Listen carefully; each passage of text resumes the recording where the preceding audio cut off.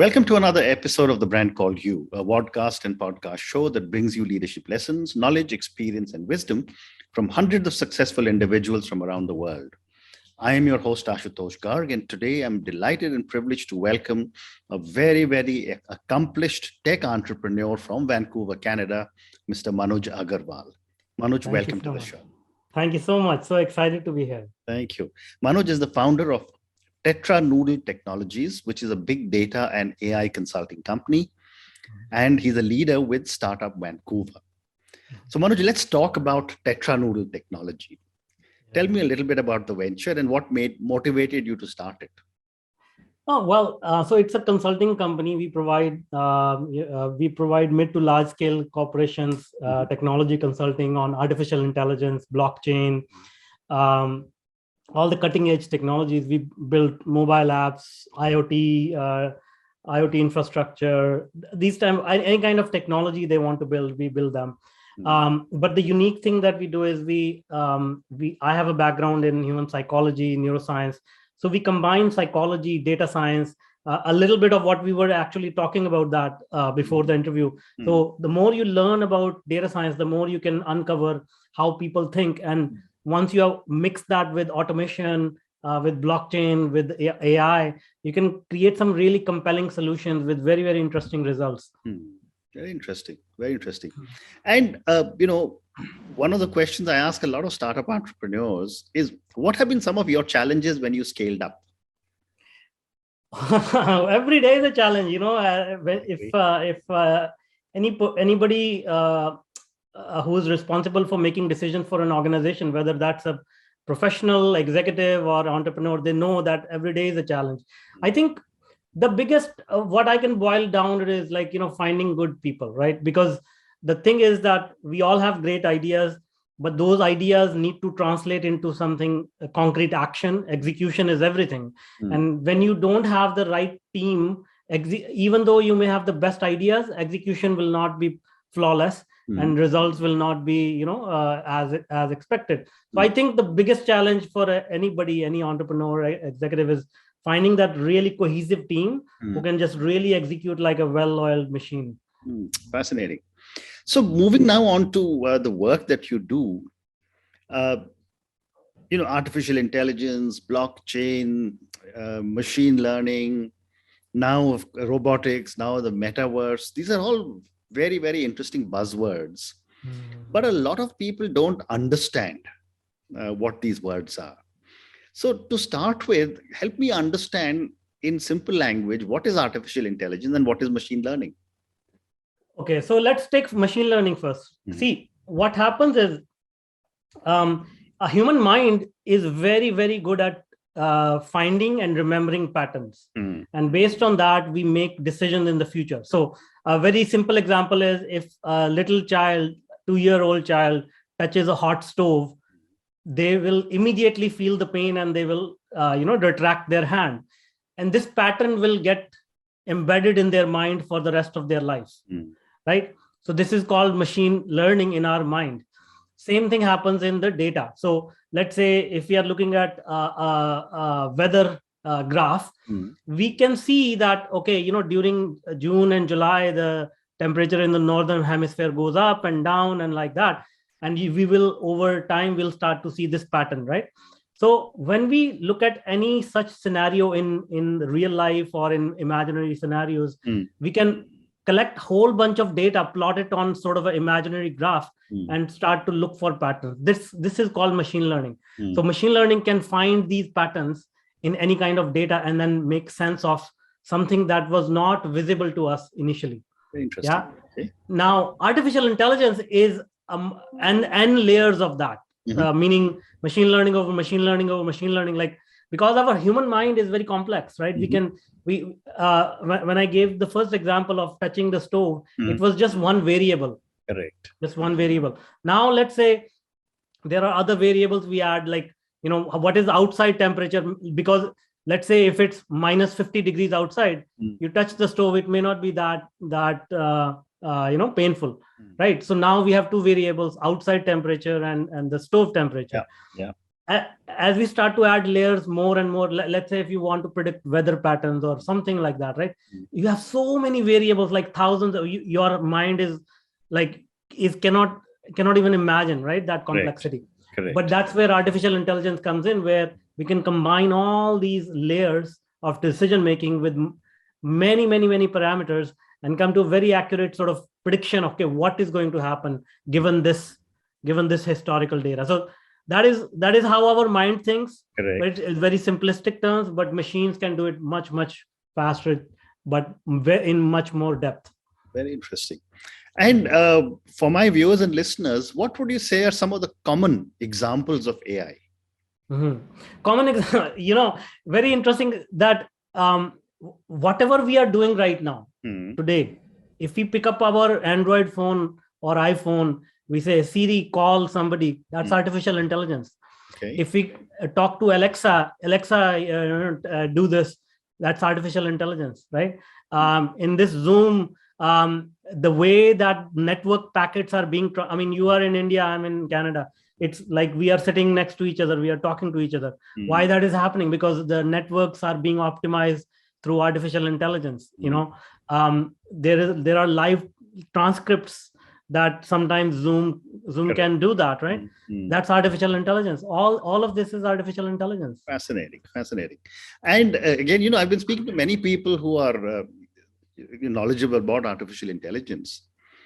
The general impression I get is there are still a lot of misconceptions about artificial intelligence. I'd love to get your perspective. See, misconceptions are a part of life. There are some people still believe that Earth is flat. But in terms of technology, what happens is whenever a new technology is introduced, there's a lot of fear and uncertainty around it. And especially artificial intelligence has been sort of shown as negative in many Hollywood movies, like, when artificial intelligence comes and it takes over the humanity. Correct. These kind of things are happening. So that creates a public sort of image that, hey, artificial intelligence is dangerous. And then there is a question about, is it going to take our jobs away and all that. So all these sort of, public discussions in the public forums without proper knowledge of these things causes these conspiracies, which is common in every field. Correct. But the truth of the matter is that technology is never evil. It's humans who use for what purpose that makes it evil, right? Very well said. Yeah, technology can never be evil, but how you use it, very well said. Yeah. So, Manuj, there are also questions relating to ethical issues related to artificial intelligence, which includes invasion of privacy. What are your thoughts? Once again, I smile at all this because most people who cry about privacy, they are happy to go to a Starbucks, use a free Wi-Fi and sit there for 8 hours, do all their business, correct, and happily walk home and then complain about privacy, and not knowing all the time that every bit of information that goes through the Starbucks Wi-Fi can be logged, and I'm pretty sure analyzed and all that stuff. See, privacy in this age, in my opinion, is I don't think it is even possible, right? Because we communicate over so many channels, we don't even remember whether I sent you an email or did I contact you on LinkedIn. So much is going on, right? Correct. And even though some platforms may be secure, email definitely is not secure, right? So so the idea is that I think we just need to try and protect the important information that creates the biases in the world. Like somebody has some disease, if that information becomes public, then they will be ostracized or something like that. That is real danger here, right? So we also need to protect that kind of information. Other than that, I mean, if somebody wants to get into your records, I'm pretty sure they can. I mean, these days it's that simple. Absolutely, nothing is secret. That is true. So one more question on AI, ML, or technology before I move to startups. Uh, there are many countries which are not as empowered as the technologically developed countries, So, I was speaking to some people and they say that countries which have developed technology or which have engineers as a part of their ecosystem have now started to create an imbalanced world, because of their access to technology. I'd love to get your perspective on that. See, this is another myth that world has ever been balanced. World has never been balanced. Okay. Nothing in the universe is balanced, right? So the idea here is, if you look at history, there have been periods where the Middle Eastern world was the most educated and most industrious and most inventive part of the world. Then they became rich, and then their dynasties started declining. Then Europeans took over. I mean, this wave of up and down goes through phases all the time. The idea is not to look at the collective of, oh, this country has resources or not. Let's look at what you were telling me just before the interview. There are brilliant people everywhere, and they are doing some amazing things. Right. So we need to find those individuals, invest in them. These people they have such amazing stories. They do such wonderful things even with very little resources. So even if you spend a little bit on them, it will create 10 times more impact than saying, oh, this country doesn't have engineers or what have you, right? So solving big problems takes long time. Let's just start with little steps. Well said. So Manuj, now moving on to your other avatar as startup guru. Before I get into specific questions, you're a leader at Startup Vancouver. Tell me about Startup Vancouver and what do you do there? So Startup Vancouver is like any other business organization, but it's focused on startups and not just tech startups, any kind of startups. And the idea is to create an environment for entrepreneurship to be available to everyone and be inclusive, and people are enthusiastic about entrepreneurship. Right. And the idea also is to provide help and support in launching, growing startups, creating an ecosystem for like venture capital, and creating Vancouver as a a really forward-thinking place for any entrepreneur to come and start their startup journey. Okay, and based on all the people you must have crossed paths with who are startup entrepreneurs, I'm sure at your stage in life you're also an investor in several startups.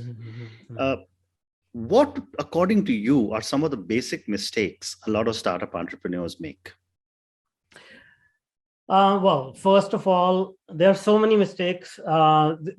Few of them have been part of the reason why, like how media projects startup industry works. The first mistakes people make is, before they do anything, they go out and spend years and years to raise money. Right. So I've met so many startup founders. They say, I have a brilliant idea. It's going to change the world, but all I need is $1 million and then I'll get started. And I say, okay, what have you done in the meantime? Oh, no, nothing, but I'm just looking for $1 million.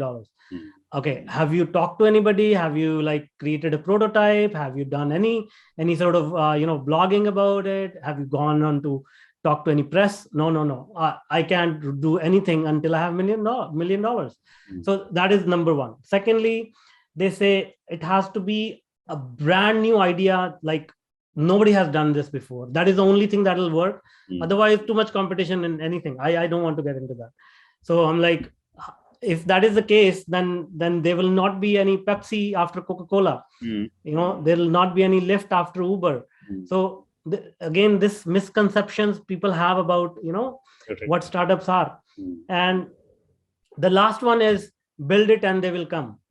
This is the thing where, they say, oh, it worked for YouTube. It worked for Facebook. You just build something and you wait and the customers will show up. And it doesn't happen that way. You really have to work hard to attract the customers, to present your value to them, keep them interested, find referrals. So it's a it's a long journey process. Yeah. Well said. The other question that I'm often asked is that when you Manuj, look at a potential investment, do you like a single founder or two or three co-founders? It doesn't matter actually. The thing is that you have to feel the energy of where things are going. Where is the passion? Is the passion is the passion more ignited with the team, with these founders, or you can foresee any cracks between these co-founders? Because the first thing that happens when things go wrong or things go right is there are cracks that appear between co-founders. Correct. Right. So you need to really understand, okay, what is the chemistry between these people? The startups, in my opinion, technology or market size, none of that matters until and unless you really know the founder and or the co-founders as a person, as human beings. Who are these people? Like, what are they made of? Are they going to cut and run when the first problem happens, or what will happen, right? So if you can judge them, and then you can see, okay, what is their purpose? Like, because being an entrepreneur is like being crazy guy sometimes. So are they crazy enough to like keep going, and even when nothing is going your way, right? Well said.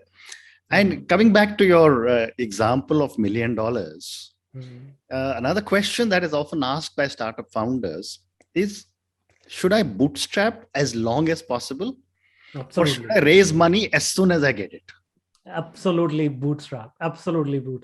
Raising money, see, I mean, anybody again who has read history, businesses have been around for thousands of years. This term venture capital was not even in the dictionary, in the existence since like 1960s, 70s, right? So this whole idea of venture capital is that these businesses, they don't want to do the hard work of being an entrepreneur. So they invest in other businesses, and they say, okay, we'll make 100 investments. 2 of them will succeed. That's a good business for them.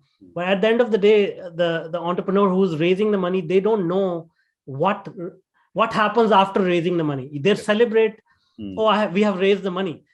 But they don't realize it's like, somebody else's money. They are now on the hook to deliver. So it's almost like taking a loan and handing over their freedom for which they actually became an entrepreneur in the first place. So it's kind of especially with first-time founders, they don't realize all this. But once you understand how this world works, what is the meaning of money, what is the meaning of raising money, and you are really smart about it, only then it makes sense, in my opinion. And from your perspective, when you look at making an investment, what are some of the factors you look for, other than, of course, is the team and the founder strong? It's like this. Is this product or service making the world a better place or not? Right? Because the thing is that we can launch yet another social media platform and say, oh, this could be bigger than Facebook. But how is that going to like change anybody's life? Right? But we were talking to today a company that has created a water. It's like a machine that generates water out of thin air. So in the atmosphere there is a lot of humidity. So it just sucks the humidity and creates pure water. Doesn't even need electricity, I think, as far as I know. So it's like you can put it anywhere and it'll produce fresh water out of thin air. I mean, that's something that will really improve people's lives, right? And when you build a product or service that improves people's lives, that will be a more likely sustainable business, because people really genuinely need this, right? Interesting. So Manuj, I've got time for 3 or 4 more questions. And my viewers and listeners love to get to know my guest a little better. So I'm going to ask you 2 or 3 questions for you, which I call my personal questions. As a successful entrepreneur, a successful investor, what would you say are 3 key milestones or pivot points in your life or your career? The very first one was when I got myself, admission in a computer programming course. That was it was a lot of struggle. It was a lot of money which I didn't have. So, but then that's when I found my purpose of technology, working in technology. Obviously, another one was when I had my first child. I mean, that just changed me as a person. And the third one was when my mother passed away. So, that again really changed my thinking in permanent ways. I'm sorry about that. Moving on, as you look at your own life, and there's so much more ahead, what does success mean to Manuj? Well, it's a very interesting question. I think, like related to the previous question you asked, after my mom's passing away, I realized that true wealth is really how many good relationships you can make, right? So I think my criteria of success for me is how many people I can develop a very deep relationship with and help them get what they want in life. And the idea is that when you help other people get what they want in life, you automatically get what you want in life, right? Yeah. Well said. I have time for two more questions. My next question is a follow-up to the success question. Who or what inspires you to keep doing so much amazing work? Well, all the famous entrepreneurs, it's just very, very interesting how far they have gone in the pursuit of realizing their full potential. So that's one thing.